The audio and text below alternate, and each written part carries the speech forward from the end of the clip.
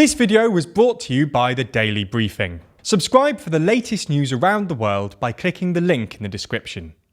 As we've detailed in previous videos, things haven't been going particularly well for the Russians on the battlefield. The Ukrainians recovered most of the Kharkiv Oblast last month, and last week made further gains around the strategically significant town of Lyman on the north side of the Seversky Donets River. However, in the last few days, Ukraine has made further gains, not just around the north, but also in the south around Kherson. And Russia's position in Kherson city is looking increasingly vulnerable. So in this video, we'll be taking a look at the most recent developments, what might happen next on the battlefield, and how Putin might respond.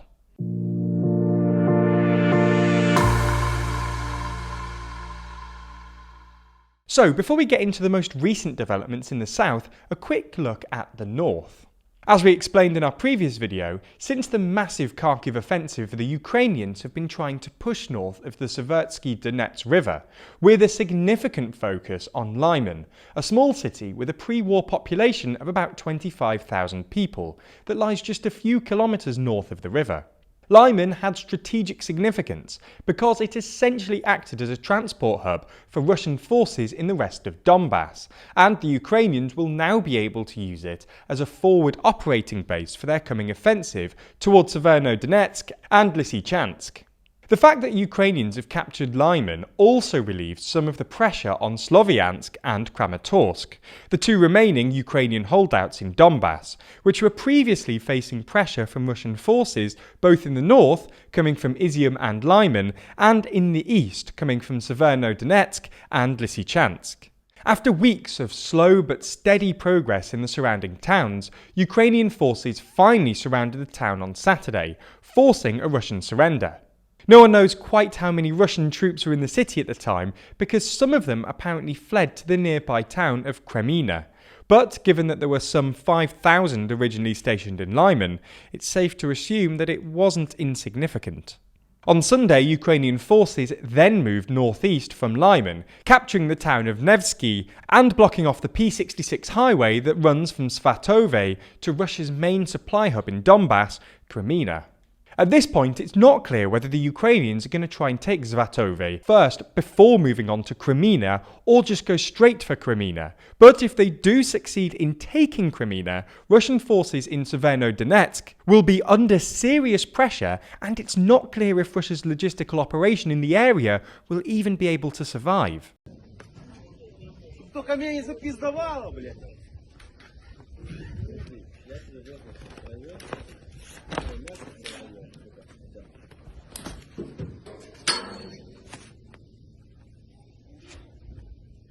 Український флаг наш.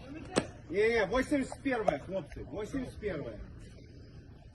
Это их заслуга. Anyway, while Lyman was great news for the Ukrainians, the rapid pace of advance in the Donbass contrasted with the slow, grinding battle in the south around Kherson, where Ukrainian forces have only made marginal progress in the past few months. Perhaps the most significant advance in the area has been around Bezymene, where Ukrainian forces have successfully crossed the Inhulets River and moving towards the town of Chaklove, which lies just 30 kilometers north of the strategically significant Nova Kakhovka Dam and just 60 kilometers northeast of Kherson city.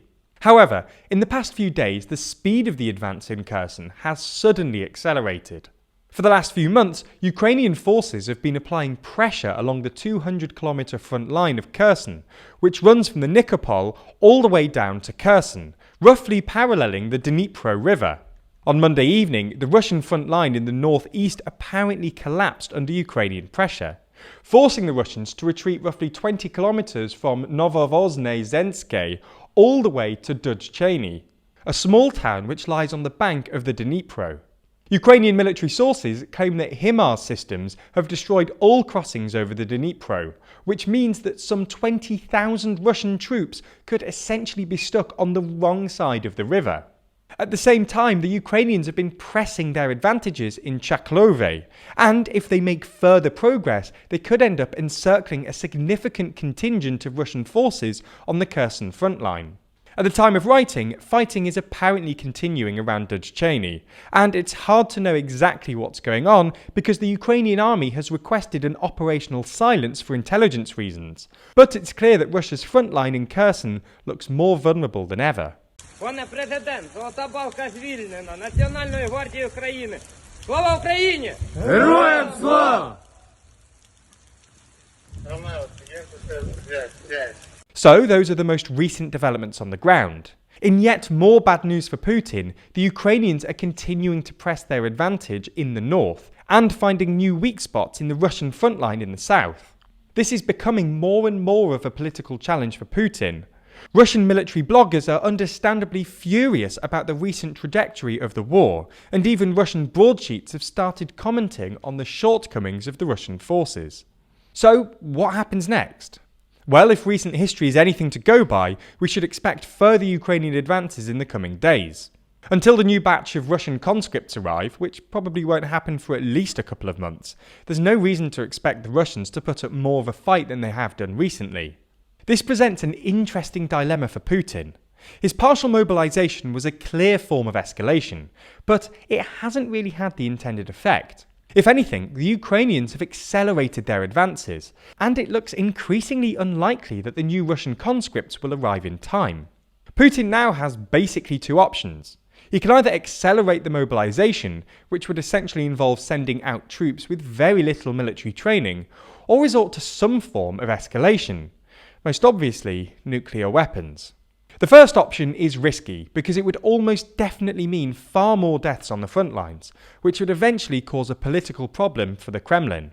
The second option is risky for obvious reasons. Putin doesn't really have much further to go escalation-wise, and his remaining options, which include destroying Europe's energy interconnectors, chemical weapons, or nuclear war, are all likely to trigger a response from at least the West, if not the rest of the international community.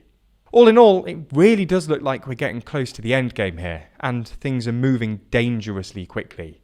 There's clearly a lot happening in Ukraine at the moment, but that's not all that's happening around the world. In fact, this weekend there was a major election in Brazil, as well as Bosnia and Herzegovina, Bulgaria and Latvia.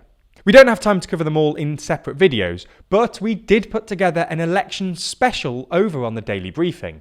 So if you want to catch up on what happened, then the link to that is in the description. You should subscribe to that channel too, because while we don't always do election specials every day, we do update you on the biggest news stories and ensure you never miss anything from around the world.